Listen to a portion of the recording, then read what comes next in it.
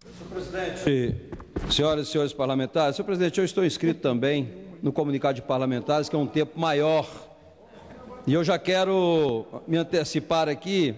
para dizer que no comunicado de parlamentares eu vou falar sobre mais um acontecimento do Distrito Federal, de uma questão imoral e cometida por este governo do Distrito Federal. Portanto, aqueles que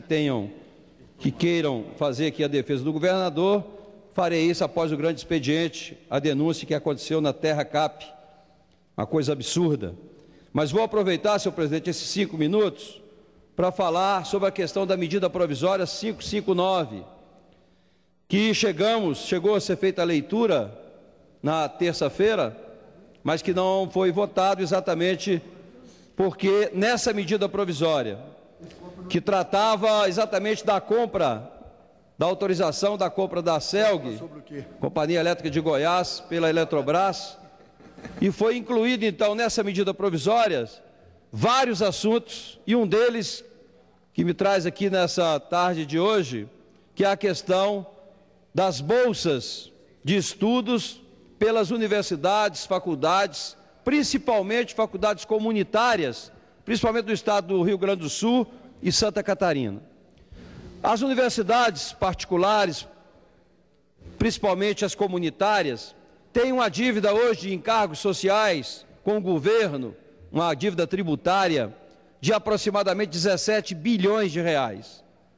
Essas instituições, que são muitas, consequentemente ficam impedidas também de dar vagas do ProUni e também do FIES, por estar devendo, por não terem certidões negativas da Receita Federal e da Previdência. Portanto, um grande prejuízo para os jovens, principalmente aqueles mais carentes, que não têm condições de pagar a sua faculdade. Então, nessa medida provisória, o governo, sensível à causa, basta dizer que hoje nós temos mais de 1 milhão de alunos pelo ProUni, o governo foi sensível em transformar essa dívida de 17 bilhões em bolsas de estudo. Então, foi uma negociação que aconteceu e que beneficia principalmente as universidades comunitárias, que, para quem não sabe, ela é formada por, até mesmo com apoio dos municípios, mas muitas vezes por pais de alunos que fazem a sua cooperativa, a sua associação e constrói, então, a sua faculdade. Isso que aconteceu principalmente em Santa Catarina e Rio Grande do Sul, que 70% dos alunos de Santa Catarina e Rio Grande do Sul são de universidades comunitárias. Mas o que aconteceu? Por que o plenário não votou essa medida na terça e quarta-feira? Muito simples, porque nessa medida foi incluído nada mais, nada menos do que mais 35 artigos. E aí se falou na questão da Bolsa, os 3 artigos que já estavam na medida original, na compra da Eletrobras, da CELG,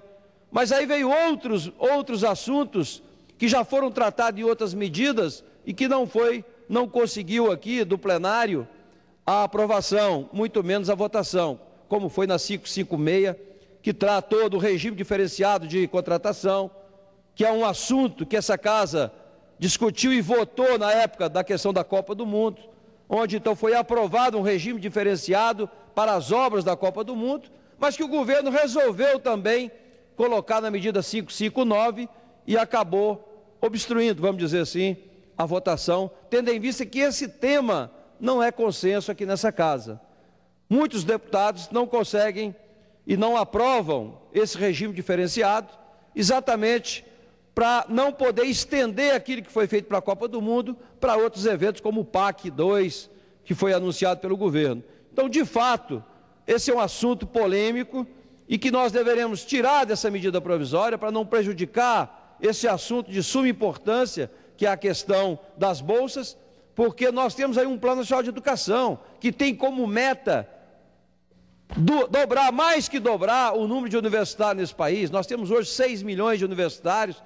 e a meta do PNE é dobrar para 12 milhões de alunos no ensino universitário, e para isso nós temos que contar com o FIES, com o ProUni e agora também com o PROIES, que é exatamente esse projeto da medida provisória 559. Portanto, eu gostaria muito de pedir o apoio dos nossos queridos parlamentares, senhor presidente, o apoio para que possamos, de fato, votar a medida 559 amanhã, tendo em vista que amanhã também iniciaremos a votação na Comissão de Educação do Plano Nacional de Educação, que é a matéria mais importante dessa casa, e nós precisamos, e parece que estamos conversando muito com o governo, e eu acredito que nós vamos conseguir chegar nos 10% do PIB, incluindo aí a questão do fundo dos royalties do pré-sal. Eu acho que nós vamos conseguir dar uma redação para atender a grande maioria das entidades organizadas desse país que não abrem mão dos 10% do PIB para a educação. Então é isso, senhor presidente. Eu voltarei no comunicado de parlamentares, depois do grande expediente, para fazer uma denúncia com relação ao que foi feito com a Terra Cap e, portanto, aqueles parlamentares da base que querem dirigir ao plenário possam vir para esclarecer melhor para a população o que aconteceu na Terra Cap. Era isso, senhor presidente.